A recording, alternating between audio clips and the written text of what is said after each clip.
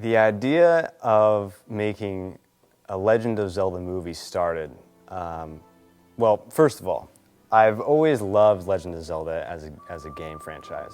The first one I ever played was Ocarina of Time on N64. What really started it, made it a reality, was the music. Music in movies give me ideas on how to make them. The emotions in music generally just give me the right ideas to how a scene's going to work, especially with action scenes. In my head, I get this image of how a scene's going to work based on the music, which is interesting because usually you make the movie and then you have the composer make the score for you. It's kind of opposite with me. It's the other way around. And I came across a CD called by Hyrule Symphony, and it was the first time I've heard Zelda music that was orchestrated. It was a big leap from the old, N64 soundtrack. I went to a friend of mine from my church, Dan Hogan. I knew Josh, but I didn't really know him just from youth group at church. But one day he decided to approach me on Instant Messenger, and he asked me, "Hey, would you be interested in doing a Zelda movie?" First of all, I figured, okay, this is probably like an afternoon at his house. And second of all, I figured he probably will never do it. So I just said, yeah, sure, just to get him off my back. I'd written a script already. It was a crappy script. And I pitched it to Dan. At the time, I thought it was a cool script. But then Dan started writing his own script. The way I got the story is, first of all, obviously it comes from Shigeru Miyamoto and the Legend of Zelda games.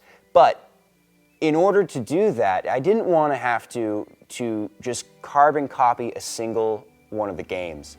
I was working, the Sage of Darkness template was written by Josh. He included some of the major elements, such as, for instance, Davik, and the character of the trainer as also the Skull Kid. And then Chiron having a link with a little brother and having the little brother get taken out of the picture halfway through the movie. Those were originally Josh's ideas. But where I came in is I wanted to take sort of the bare bones template and turn it into something that would not only appeal to Zelda fans, chronicling each of the games, not just solely basing it off Ocarina of Time, but referencing ones from the Super Nintendo and even as far as the old man in the original Zelda. But I wanted to do justice to that and also make a story that was worth watching.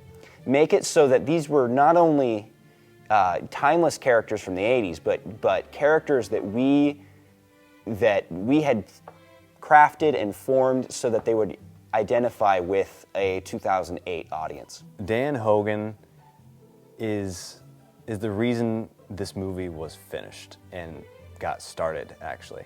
He can get the ball rolling. I don't know, I think there's a certain amount of creativity that I have where once I have an emotion and I have a basic plot line, I can kind of make it happen. And there's a lot of times where even though it's sort of an amateur movie, there's a lot of time and care put into the writing and the screenplay where it took over a year to write it all the way through. Halfway through the movie, the first half of the filming, I didn't have a license. And then when I got a license, I wasn't legally able to drive others. He drove people. He had a really big trunk that we could fit all of our stuff in. He paid gas, paid for food. I actually had a title called, what was it, Nostalgia Supervisor. And basically what that meant is that I was in charge of putting all the references to the various Zelda games in the movie. So little things like Michael's line, "It's dangerous to go alone. Take this." The Book of Mudora being the one to seal Ganon away, or even Ganon's little sword flick from Wind Waker. Those were all things that we particularly put in so that we could, even if we weren't going to reproduce the games, we could at least acknowledge that they happened and sort of celebrate the fun that all of us have had playing them. He casted pretty much 50% of the cast. Basically, I received an email from Dan Hogan asking me if I wanted to be Zelda, because I guess their first choice backed down, or she wasn't able to do it. And he said, "Hey, could you be our Zelda? I'm working with Josh Dixon." And I said, "Okay, great, I'll do it. I'll jump on it." And basically, right when I sent the email, I thought, what did I get myself into? I think I've known Josh Dixon, the director of the movie, for a while. we began our friendship early on in our lives, and I think we both shared a passion for Zelda and movie making. We both kind of grew up and developed our senses of we wanted to make movies and a Zelda movie kind of at the same times, I guess. His dream was to make movies. I'm more of an actor. That's the thing that I like to do. Not saying that this was my best well-acted movie that I've been in, or the best I've acted in, but I kind of wanted to develop those skills, and that's why I wanted to be in this. Well, I'm really good friends with Josh and Michael and a lot of other people who were casted into this movie, and to be honest, I just kind of jumped on the bandwagon for the ride. I'm not really a huge Zelda fan or anything like that. I can't say I'm against any of it, but I just never really got into any of the Zelda stuff. But I really wanted to be in a movie and have some acting under my belt. I've always been a huge Zelda geek, bigger than Josh, mind you. And we were just talking, the three of us, me, Dan, and Josh, probably on Stateside is when I first remember it. I'm not sure if there was stuff going on behind that by that time, but we were just talking about Ocarina of Time, about Nintendo 64, about Zelda, and how big geeks we all are with it. And I don't know whose idea it was, but we're like, yeah, let's shoot a movie. And I'm gonna be a sophomore in high school at this time, so I'm like, yeah, let's do it. I got nothing else to do in summer. Playing Link for me was almost an afterthought. I considered myself more of the writer-producer than anything else, because so much of the calls where Josh and I sort of either, letting the creative juices flow and having the wheels spinning over in his editing room, or butting heads about, what the character should say in this or how this should look. And almost Link to me was an afterthought. But what was helpful to me was that whether or not I was the greatest actor in the world, I was a bankable commodity. I knew exactly my own limits, and I knew that while writing Link, that there was nothing I was going to give him that I wasn't prepared to do myself. So it made it easier that while I was on the set, I knew I could spit out my lines the way they were written, and that I could use the rest of my energy to sort of focus on kind of working on the other actors and trying to get the dialogue to sort of come off the way it was written. So it was both a help and a hindrance, but mainly a help. I basically knew nothing. I heard of the game. I think there was one time where I watched it, and basically it was just one scene where I saw Zelda. I'm like, oh, so that's what Zelda looks like. But then, of course, the part that was hard was when I had to develop the character of Zelda. I couldn't really draw anything from her because they didn't speak, or if they did, it was very rare, and you couldn't find out what her what tone of voice she would use for something, or how she would act, what was her posture, how would she react saying this, or how would she handle this kind of situation. Being a stage actress, when you're coming from the stage to standing in front of a camera, there's big differences in how you act. When you're acting, you have huge movements for something, like if you're trying to gesture something, you have to push it out very far so the audience can see, whereas on screen, you can do this, and that's enough. I think there's truth in that. I played two different characters, but in a way, I also kind of was three different characters, because I was Davik wearing a vest or just no shirt, and I was also Skull Kid, where I had the mask and sunglasses on and the hood, and Dan did the talking for me. And that was probably the worst part, because I couldn't see anything, because first of all, I didn't have my glasses on. Second of all, I had the mask on and the sunglasses, and it got steamy, and I couldn't see. And we actually did a fight scene, and I could not see anything because it was also dark out. But it turned out looking good. But that wasn't a very fun character because I didn't even get to act. I didn't say anything. Probably my favorite part of the non-Link characters, though, was definitely the voice of the Sage of Darkness. I just couldn't get over how fun it was to do a voice that didn't have to come out of my own mouth, that was coming out of another character. I thought it was great because it was just, it was something where I could sort of improvise, punt, and once again, I could deliver the lines the way they were written. But there was also the Sage of Darkness, which was me in a hood, I guess, kind of where my face was exposed. And basically how I thought of it is the Sage of Darkness is kind of a crazy guy that you don't know a whole lot about. There's a lot of mystery behind him, a lot of insanity, kind of a Joker-like character, but also there's also just a huge tenacity behind that character, and a lot of betterment and ill feelings towards people. And Davik, the character that Link really gets to know at their training times, is not the character that he actually is. That I kind of viewed that as this creepier character, the Sage of Darkness, this evil character, as his interpretation of how he views people. And it was kind of a mockery. So that was more of just kind of a character that didn't feel a lot of emotions. You never know what to expect from his character, and you never know if he's actually telling the truth. Everything could be a lie or a fake. It's just the character, his internal, like his emotions and stuff just aren't realistic. Erdogan's just kind of like, he's just kind of like this inexperienced villain who tries to look tough and act tough, but really doesn't know what he's doing. The character of Erdogan is a different character than I envisioned, but because it wasn't just, Erdogan as I wrote it, it was Erdogan as Connor played him. And it was a different character, and it was interesting learning that different people will be able to do different things. Sometimes people need that extra kick in the butt to get the job done. Sometimes people need encouragement. Sometimes people need a run to Pizza Hut. Playing a younger character wasn't too much of a challenge for me, unfortunately. I get a lot that I look like I'm really young, and so I guess I had that going for me in a believable character.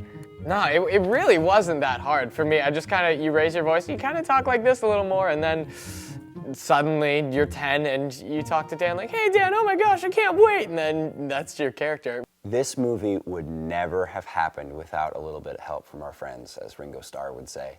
We are indebted to the people who, there were so many people who were credited and non-credited that just lended a hand.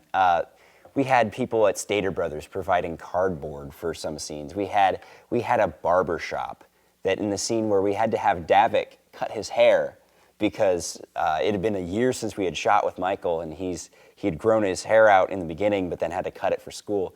We went to a barber shop, asked for barber hair so we could show him cutting his hair. It was ridiculous. But we knew no bounds. We had more than one Hogan involved with the project. I had my brother play the Sage of Light. We woke him up from his apartment across the street from the church, brought him over there, and he did his lines, and it was great. He had one scene, and we were probably shooting for 20 minutes with the guy. And I was even able to rope in my dad to play the village elder. The village elder was a character I thought was necessary in the story.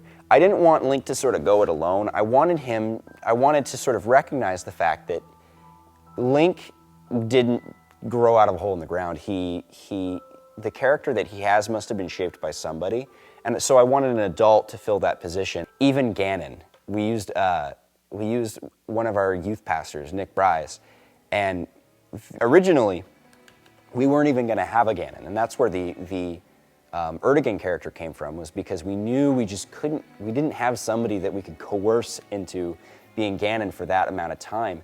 But we also, once again, wanted to do the fans justice, wanted to keep the Zelda mythos. We just thought of who's a big guy that we knew.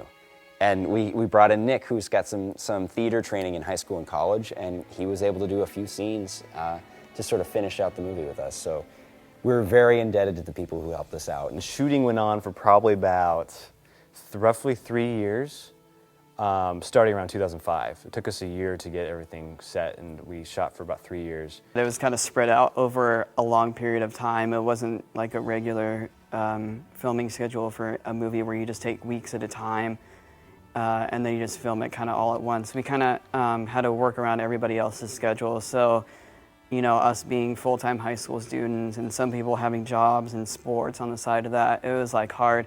It was really hard for us to have a continuous shooting schedule. It was all kind of sporadic and random. I think the final cut was eventually finished after the 4-year period. The best thing about working with Josh is that he really was able to provide us a part of the experience that I couldn't. A lot of parts in this film I took care of myself, including a cameo appearance as Aaron in the movie. So let me go down the list. Director, directed the actors, made sure the shoot was going well. Co-produced with Dan. Dan and I both produced. Dan, I'd say, leans more to the producer side of things, being able to organize people and making sure everything's going as planned. Cinematography, all camera work was done by me except for a few shots that I was in. Edited the entire thing myself. He would come up with something that I wouldn't have even thought of, and I would just say, that's amazing.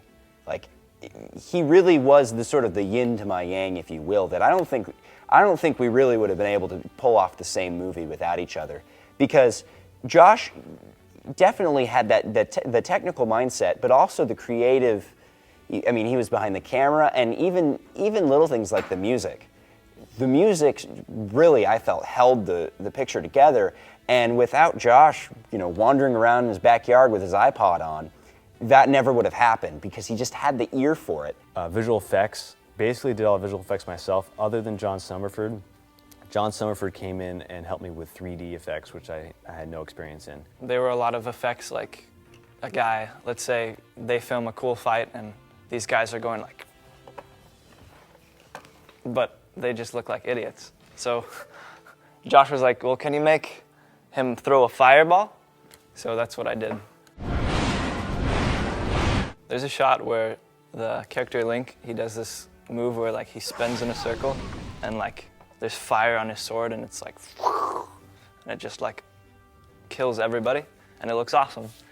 And I'd seen it done in the video game and Josh and we both wanted to recreate this. What I had to do, just from looking at that image, it's called rotoscoping. It's like tracing a three-dimensional model of that character. So you see Link spin around. I had to like trace that in three-dimensional animation and trace him spinning around with his sword. And so I could get that fire coming off his sword realistically and kind of wrapping around his body. I did all the choreography for the film. A lot of that started actually as early as when I listened to the music for the film and started thinking about how to make a movie based on the music. Started working on choreography in my backyard, listening to my iPod. That's where most of the ideas came from. Practiced with Dan and John Darling in the amphitheater at the church where we are now, on choreography for hours and hours. There were a lot of pretty physical scenes, fight scenes and stuff. That's what I do. That's like my thing. I've always been a fighter. I've done karate, wrestling, so I wasn't new to it. I never really got hurt.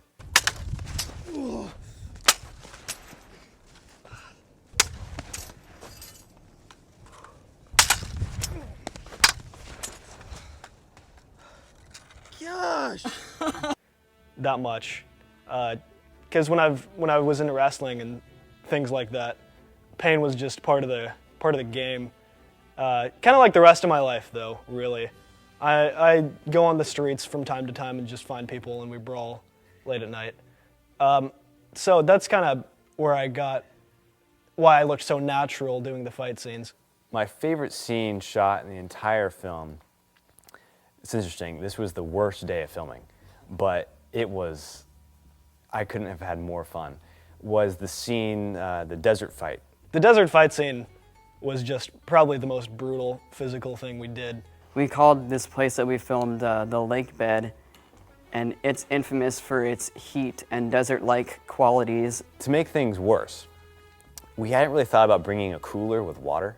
And there were like 4 or 5 of us just dressed in black, like head to toe covered, sweating like mad. We were so hot. At the training scenes, when I was training Link, that was a bit more difficult because at that point I actually had a hernia. So I was in pain while trying to do sword moves and things like that. One of my favorite shots is when Link and Davik charge Erdogan and his army. I'm going along with them with the camera in a dolly shot. And then at first I was thinking, I can't run with the camera. It's going to get all shaky. You're going to get wind in the mic. That's not going to work. So we used the little wagon we brought with all the equipment. And I was just going to sit on the wagon, and someone was going to pull the wagon alongside the actors as they ran, and I just hold it with the camera. That didn't work. We tried it. And so I start recording. I say, all right, go. And we start rolling. And then all of a sudden, there's a big crack. And everything just goes whoosh. And the wagon breaks in half. What happened? I look up. I see half the wagon's over there, half the wagon's back there. And I'm thinking, okay, that didn't work. But I'll just run next to you guys. That'll work. I think I was acting as a goon. We had to put a blood packet in my mouth for a blood effect. Little did we know, we bought special effects for blood after the movie, so we probably wouldn't have had to do that if we had that then, which would have been nice. I had to do this take like 5 times.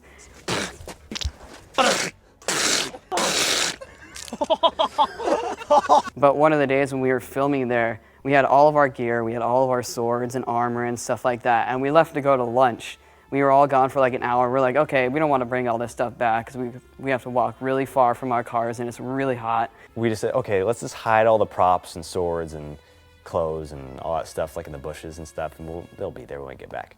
And we're back in like an hour, and we're noticing that like at least half of it is missing. A bunch of our swords are missing, and some of them are even broken, just like laying out there in front of us. We're just like, okay, this sucks. Half of our stuff is gone, and we still need to film that day. The biggest challenge making this film was just the gravity of the whole thing. There were so many times where we thought this was just never going to happen. So many times where we were discouraged, looking on YouTube and looking at other fan Zelda movies and that looked so much better than ours. I do those all-nighter editing jobs where I would be editing for like 48 hours with no sleep and just energy drinks and candy bars. And there'd be times where I forgot to save and I didn't have an autosave function set. So the program would crash because it was running too long, and I lose literally 48 hours of work. And that's a lot of work. Like straight 48 hours at a computer, not counting bathroom breaks and going to get something out of the freezer. So that was very discouraging, and when that kind of thing would happen, the thought of never finishing the movie would also hit my mind. In terms of locations, we didn't have a location scout. That was me and Josh. We didn't have really a place to go. We just found random areas of park in the Orange County area, and for those who live in Orange County understand that it's basically a sea of freeways and highways. There's just no park whatsoever, and when there is, there's street lights or baseball games going on. And so we tried to we knew we weren't going to be able to give a 100% New Zealand Lord of the Rings treatment to this movie.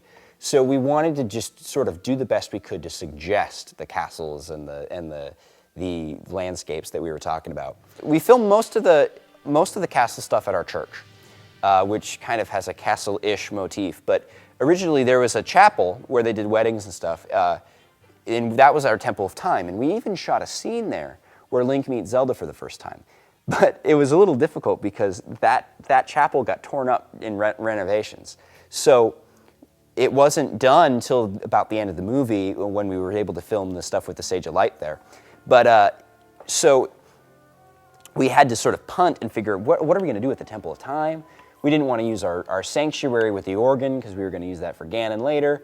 But I found this place called Hillcrest Park. It looked sort of like ruins of a temple, like it was 100 years old, which was good because in Twilight Princess, the temple's just like that. Now, it was much more elaborate in the game. It was in the forest, there was pillars everywhere, it was a lot cooler.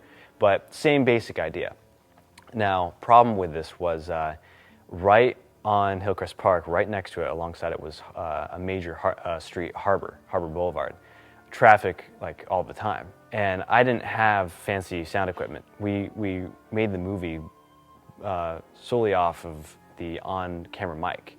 it was okay, but it picked up everything. We didn't have a directional boom mic.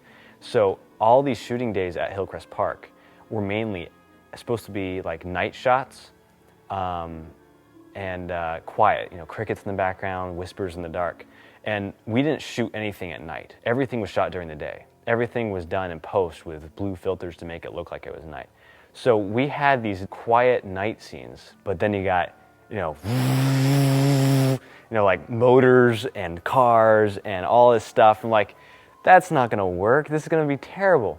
We ended up, long story short, we ended up having to loop everybody's dialogue for every scene at Hillcrest Park.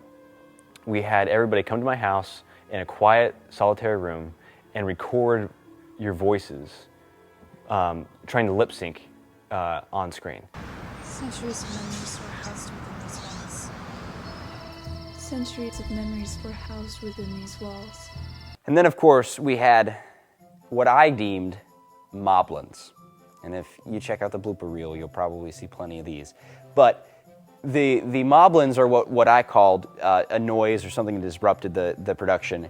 And I think at probably the 16th car that drove by on Bassentry, interrupting one of our lines while we were behind his house trying to do one of the firelight scenes, I was, he's like, oh, what is that noise? And I just said, moblin. And from that point on, it was always moblins. Moblins! Musical moblins. Moblins! Flying moblins. Moblins! Tap dancing moblins. Moblins! Screaming moblins with screaming moblin children in their moblin strollers. All of which were annoying and interrupted our production. But it's, I guess that opens up for a sequel, because what's Link gonna do with all these moblins? They've just been running around behind the scenes. He's gotta do something about them. Maybe Zelda 2 will be, the Revenge of the Moblins or something like that. We finished the last shot. That's a wrap. I start getting on editing like crazy, skipping some days of school, literally up, probably my record was no sleep for 4 days, I think, about 4 days. And then after that, I get a day, 1 day of sleep, and then I get right back to it. And I was sitting in that computer, me and John Summerford had a time frame of getting all his animation done. And then there was a 2-week period where Josh was like, okay, I need you to do these 60 shots. And you have 2 weeks. And we had like the premiere, like at the end of those 2 weeks. And the first week, I was like, okay, I've done maybe an eighth of these. And like, I'm just not gonna go to school or sleep. So I didn't do that all week. Like Josh and I both didn't sleep or go to school. April 18th was drawing near, and I was thinking, I don't think I'm gonna finish it. We have a few shots and some scenes that we never got that I wanna get, and I really don't think it's gonna happen. So we ended up having the premiere anyway. We are here at the premiere of Josh Dixon's new movie, Legend of Zelda. So we get there, everybody's lined up on a red carpet. We go down the red carpet, come out of a limo. We went to dinner earlier in a limo. My next door neighbor has a limo service. Everybody was screaming, there was a line. That was a, I like to put it, a test premiere. That was a good run through. I was not satisfied with that premiere. We figure out how to rent out a theater, end up renting out a theater at Cinema City. September 19th was our release date. We set that release date when the movie was completely finished, so I had no stress. I was just like, we're waiting for the date. Put trailers on YouTube, shared it with my church, put flyers everywhere. People started calling in and pre-ordering tickets. So we get to the theater. I get there early, of course, to set everything up, talk to the manager, make sure we got seats reserved and all that stuff. We got 178 seats in the theater. We were like, we hope we can fill a theater. We're not sure. We sold out in 20 minutes. We get in there, all seats are filled, and I see people sneaking in, like sitting on the floor. And there were people who had to movie hop into our movie. It was a success.